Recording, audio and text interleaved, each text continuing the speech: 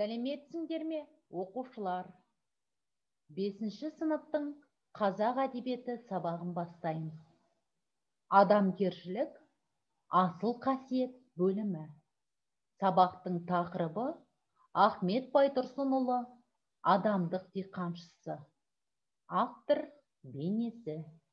Сабақты әзірлеген Абдураева Шолпан Сұлтанқызы.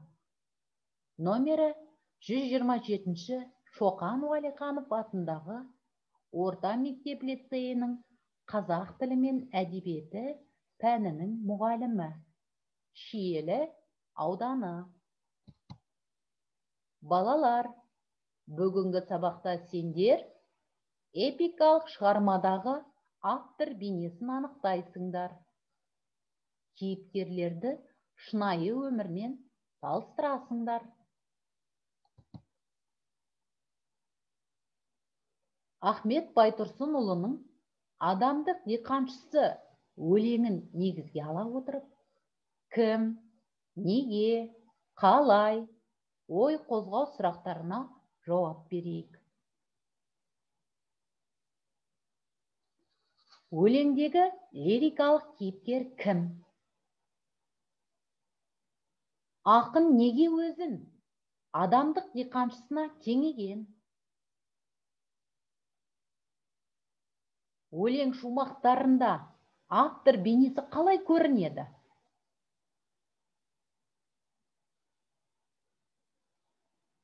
Жарайсыңдар, балалар.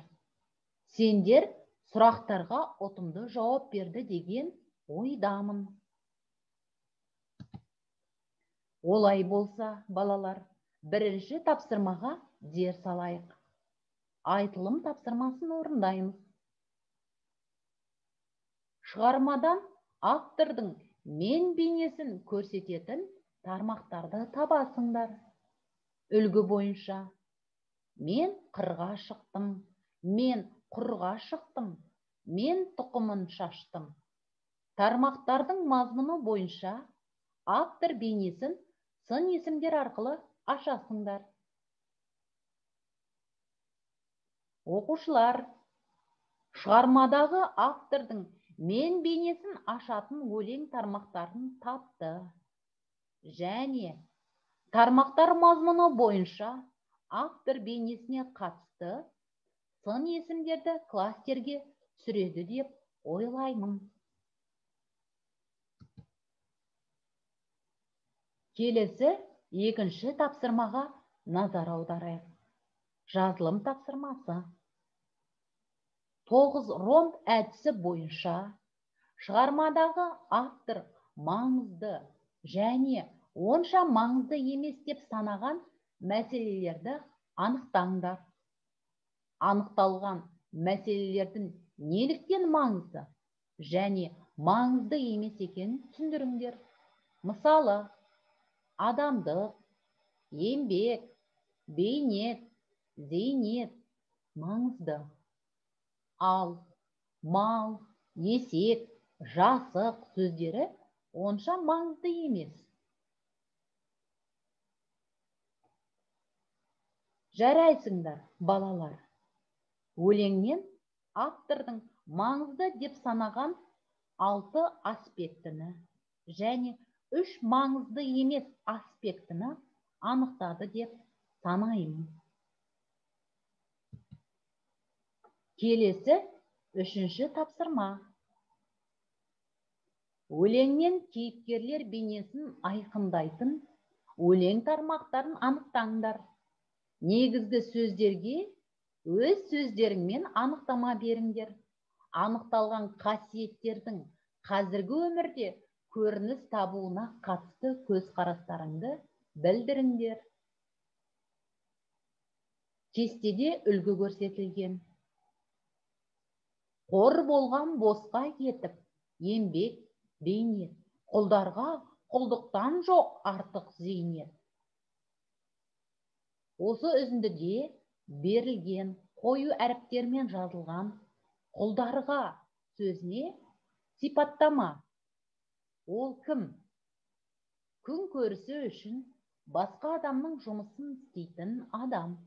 Немесе барлық қара қиын жұмыстарды атқарады. Қазіргі өмірде тарихи деректерге сүйенсек, байлар құл ұстаған, малы, ақшасы, ішерге тамағы жоқ адамдар құлдыққа алынған. Бірақ қазір біздің елімізде құл деген жоқ. Жарайсыңдар, балалар. Өлеңнен кейіпкерлер бейнесін ашатын кілт сөздерді таптыңдар. Және сол кілт сөздерге сипаттама бердіңдер. Сондай-ақ қазіргі өмірде кездесетін бейнелерге мысал келтірсеңдер, мен сендер үшін қуанамын. Оқу тапсырмасы. Екі жақты күнделік әдісі арқылы адам мен нағыз адам айырмашылықтарын ажыратып жазыңдар.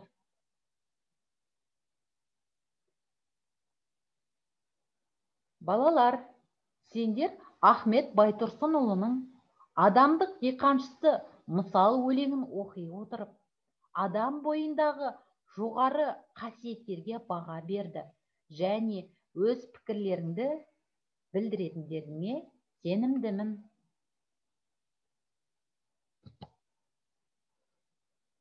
Оқушылар, бүгінгі сабағымызға Шойлер табақшасы әдісі арқылы кері байланыс жасайық. Сендер Ахмет Байтұрсынұлының «Адамдық диқаншысы» өлеңін оқығанда нені білдіңдер, нені түсіндіңдер және өмірде қолдануға болатын ғибрат алдыңдар ма? Соны дәптерге түсіреміз. Сау болыңдар, балалар. Осымен сабағымыз аяқталды.